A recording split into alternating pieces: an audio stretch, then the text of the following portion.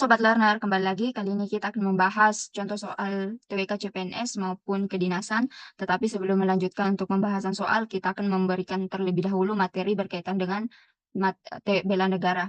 Nah, berdasarkan Peraturan Menteri Pan-RB Nomor 27 Tahun 2021, materi bela negara sebenarnya ditujukan untuk menilai kemampuan para calon ASN dalam berperan aktif untuk mempertahankan eksistensi bangsa dan negara. Jadi pada dasarnya tujuan adanya subtes bela negara ini di dalam tes ASN CPNS itu adalah untuk menguji bagaimana pemahaman maupun ke potensi peran aktif calon aparatur sipil negara tersebut dalam mempertahankan eksistensi bangsa dan negara. Nah, untuk lebih lanjutnya kita akan membahas seperti apa sih bela negara itu dan bagaimana konsepnya. Pertama adalah pengertian bela negara. Bela negara merupakan tekad, sikap, dan perilaku warga negara yang dilakukan secara teratur, menyeluruh, dan terpadu, serta dijiwai oleh kecintaan kepada NKRI berdasarkan Pancasila dan Undang-Undang dalam menjamin kelangsungan hidup bangsa dan negara. Nah, bela negara ini di mana setiap warga negara berhak dan wajib ikut serta dalam usaha pembelaan negara, dan syarat-syarat tentang pembelaan diatur dengan undang-undang. Kesadaran bela negara itu hakikatnya kesediaan berbakti pada negara dan kesediaan berkorban membela negara. Jadi pada prinsipnya bela negara adalah kesediaan kita sebagai warga negara untuk membela negara, membela kesatuan NKRI. Nah, di mana dasar hukumnya tentu diatur dalam undang-undang. Pertama adalah pasal 27 ayat 3 yang menyatakan bahwa semua warga negara berhak dan wajib ikut serta dalam upaya pembelaan negara. Kemudian pasal 30 ayat 1 menyatakan bahwa tiap-tiap warga negara berhak dan wajib ikut serta dalam usaha pertahanan dan keamanan negara. Jadi setiap warga negara tanpa kecuali ya wajib dan berhak untuk ikut serta dalam usaha pembelaan negara. Usaha pembelaan negara ini tidak melulu kita harus menjadi anggota TNI maupun Polri, tapi usaha bela negara bisa kita wujudkan melalui berbagai hal sesuai dengan profesi kita masing-masing. Nah, apa sih unsur-unsur bela negara itu? Di dalam proses pembelaan bangsa, ada beberapa hal yang menjadi unsur penting bela negara. Yang pertama adalah kecintaan terhadap tanah air. Nah, cinta terhadap tanah air merupakan perasaan yang tumbuh dari hati yang paling dalam setiap warga negara terhadap NKRI tentunya. Nah, sikap yang mencerminkan cinta tanah air yaitu menjaga dan melestarikan lingkungan hidup, menghargai dan menggunakan karya anak bangsa, menggunakan produk dalam negeri, menjaga nama baik bangsa dan negara, mengenal wilayah tanah air tanpa rasa fanatisme kedaerahan. Nah, yang kedua adalah kesadaran berbangsa dan bernegara. Ini merupakan sikap kesadaran untuk selalu menciptakan nilai-nilai kerukunan, persatuan, dan kesatuan keberagaman di lingkungan negara. Nah, sikap yang mencerminkan kesadaran berbangsa dan bernegara yaitu menghargai dan menghormati keanekaragaman suku, agama, ras, antar golongan budaya, serta memberikan atau toleransi terhadap agama-agama lain dalam menjalankan ibadahnya. Nah, yang ketiga adalah setia kepada Pancasila. Setia kepada Pancasila merupakan sikap kesetiaan warga negara kepada ideologi bangsa dengan mengaktualisasikan nilai-nilai Pancasila. Nah, sikap yang mencerminkan kesetiaan kepada Pancasila yaitu menjalankan kewajiban agama dan kepercayaan, mengamalkan nilai-nilai Pancasila dalam kehidupan sehari-hari, dan tentu menerapkan prinsip-prinsip demokrasi sesuai dengan nilai-nilai Pancasila. Yang keempat apa? Yaitu rela berkorban untuk bangsa dan negara. Sikap yang mengutamakan kepentingan bangsa dan negara di atas kepentingan pribadi dan golongan secara tulus tanpa pamrih dengan semangat pantang menyerah. Nah, sikap rela berkorban untuk bangsa dan negara ini tentu mencerminkan sikap rela berkorban yaitu mendahulukan kepentingan bangsa dan negara di atas kepentingan pribadi dan golongan. Selain itu, sikap ini juga ditunjukkan dengan berpartisipasi aktif dan peduli dalam pembangunan masyarakat, bangsa, dan negara, membela bangsa dan negara sesuai profesi dan kemampuan masing-masing. Jadi, kembali lagi bahwa upaya bela negara itu tidak harus kita menjadi TNI Polri, tetapi bisa dilakukan sesuai dengan profesi masing-masing. Misal, sebagai seorang guru, maka upaya bela negaranya adalah dia mendidik siswa-siswa untuk menjadi cerdas. Nah, kalau menjadi dokter juga bisa dia memberikan pelayanan kesehatan secara maksimal, apalagi untuk daerah-daerah terpencil atau masyarakat termarginalkan. Itu adalah bentuk upaya bela negara yang dilakukan sesuai dengan profesi masing-masing. Nah, unsur bela negara yang kelima apa? Ya, ini memiliki kemampuan awal bela negara. Memiliki kemampuan awal bela negara tentu merupakan potensi dan kesiapan untuk melakukan aksi bela negara yang dimiliki warga negara sesuai kemampuan dan profesi masing-masing. Nah, sikap yang mencerminkan kemampuan awal bela negara yaitu memiliki kepercayaan diri yang tinggi, sikap siap tanggap, senantiasa menjaga kesehatan fisik dan mental, memiliki kecerdasan emosional dan spiritual serta intelijensi yang tinggi. Nah, selain unsur-unsur bela negara, ada lagi contoh bela negara. Pertama adalah kita lihat kesadaran melestarikan budaya. Ini juga termasuk upaya bela negara ya di bidang budaya. Nah, kesadaran untuk melestarikan kekayaan budaya, terutama kebudayaan daerah yang beraneka ragam, sehingga hal ini bisa mencegah adanya pengakuan dari negara lain yang menyebutkan kekayaan daerah Indonesia sebagai hasil kebudayaan asli mereka. Sama ya, seperti batik yang pernah diakui oleh Malaysia. Nah, ketika kita melestarikan batik, menggunakan produk dalam negeri, itu adalah upaya bela negara kita terhadap kelestarian budaya kita dan keanekaragaman yang dimiliki Indonesia agar tidak mudah dicaplok oleh negara lain. Nah, yang kedua apa? Tentu contoh yang kedua adalah patuh dan taat pada hukum. Adanya kepatuhan dan ketaatan pada hukum yang berlaku, hal ini sebagai perwujudan rasa cinta tanah air dan bela negara atau pembelaan terhadap bangsa, karena dengan taat pada hukum yang berlaku akan menciptakan keamanan dan ketentraman bagi lingkungan serta mewujudkan rasa keadilan di tengah masyarakat.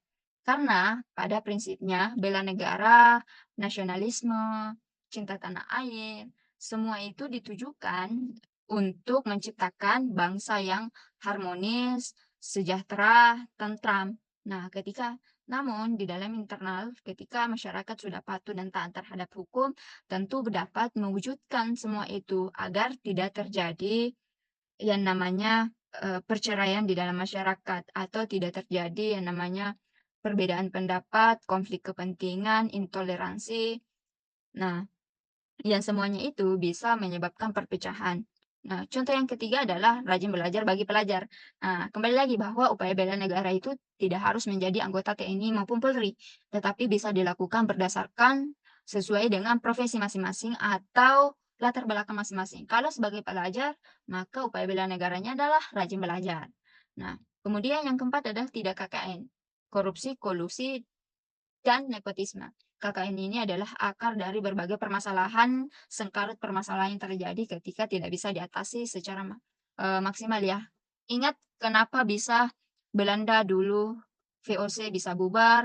Karena adanya kegiatan KKN itu, apalagi korupsi, sehingga mereka bisa terkalahkan. Jadi KKN ini adalah pondasi dari berbagai keculasan, berbagai kemunduran bangsa. Sehingga untuk upaya bela negara termasuk dengan tidak melakukan KKN. Nah, apa sih fungsi dan tujuan bela negara? Pertama, fungsi tujuan bela negara yang tentu tidak lain dan bukan adalah mempertahankan negara dari berbagai ancaman. Kemudian kedua adalah menjaga keutuhan wilayah negara. Yang ketiga merupakan kewajiban setiap warga negara, nah, sesuai dengan ketentuan Undang-Undang Dasar.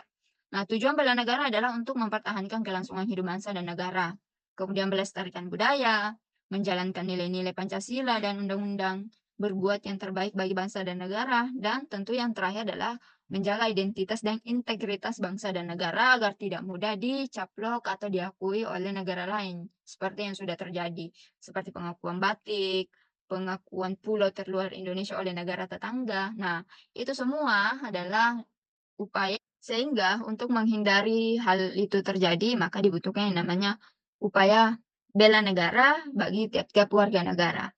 Nah, manfaat bela negara tentu ada banyak hal ya. Pertama, membentuk sikap disiplin waktu, aktivitas dan pengaturan kegiatan lain, membentuk jiwa kebersamaan dan solidaritas, membentuk mental dan fisik yang tangguh, menanamkan rasa kecintaan pada bangsa dan patriotisme sesuai dengan kemampuan diri, melatih jiwa leadership dalam memimpin diri sendiri maupun kelompok, kemudian melatih kecepatan, ketangkasan, menghilangkan sikap negatif, membentuk perilaku yang berintegritas. Apa itu? Seperti jujur, adil, tegas, kepedulian antar sesama. Itu semua adalah manfaat ketika tumbuh yang namanya rasa atau sikap bela negara bagi setiap warga negara.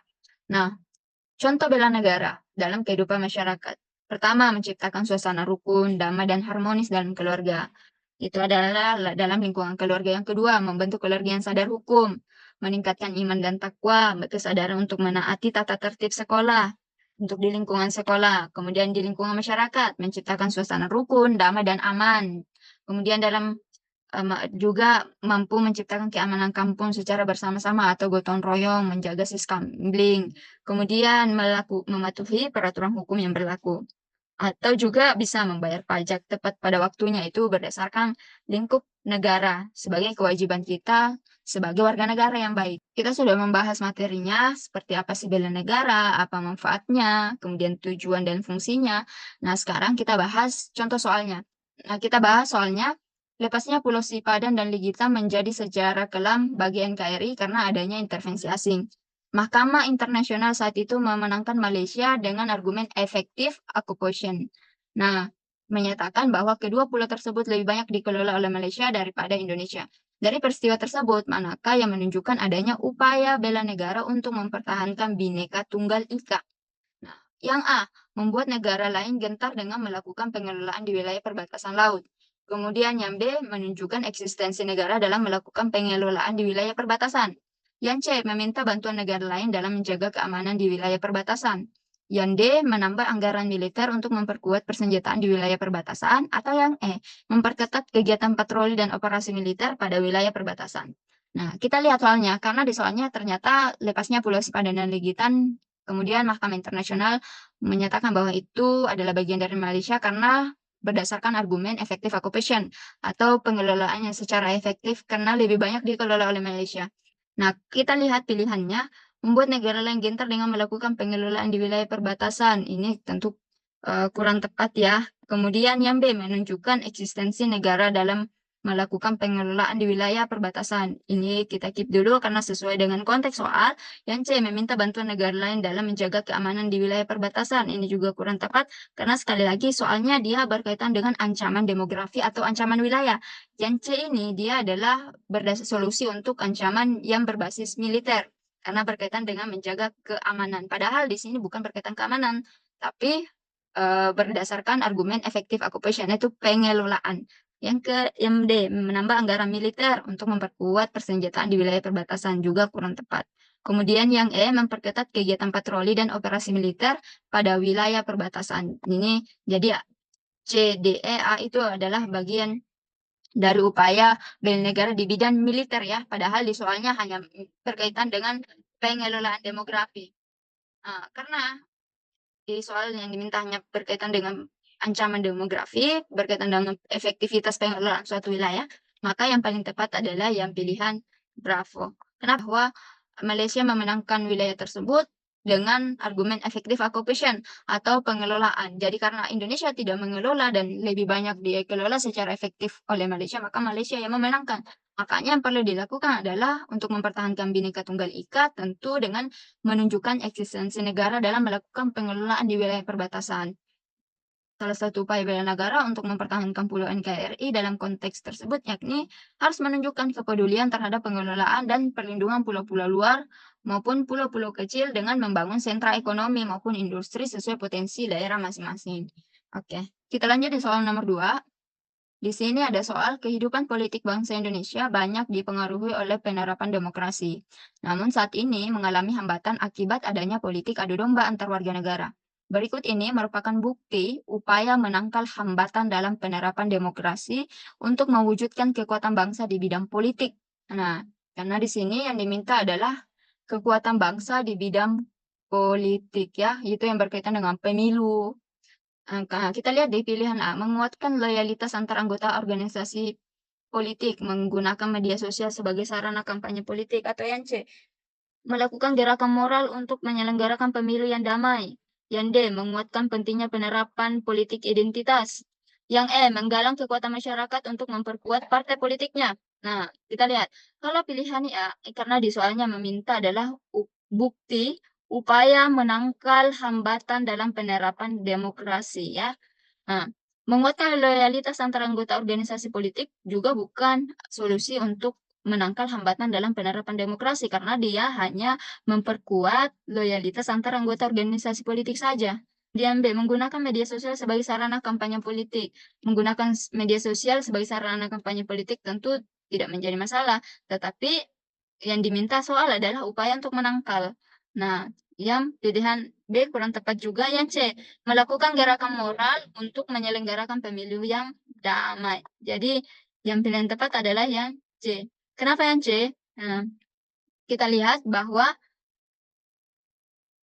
kita lihat bahwa perwujudan nilai demokrasi dalam bidang politik tentu harus dilaksanakan melalui pemilihan yang sesuai asas-asas pemilu, yakni langsung, jujur, adil, rahasia. Namun, pelaksanaan pemilu dapat menyebabkan terjadinya konflik antar masyarakat karena politik adu domba antar pendukung calon dengan menyebarkan berita yang berkaitan dengan identitas sara. Pilihan jawaban C merupakan opsi yang tepat untuk diterapkan karena penyelenggaraan pemilu yang damai merupakan prinsip demokrasi dengan mengedepankan hukum, etika, dan moral. Nah, gerakan moral merupakan bentuk tindakan bijak yang bernilai kemanfaatan agar dapat menjadi teladan yang baik dengan tumbuhnya rasa kepedulian.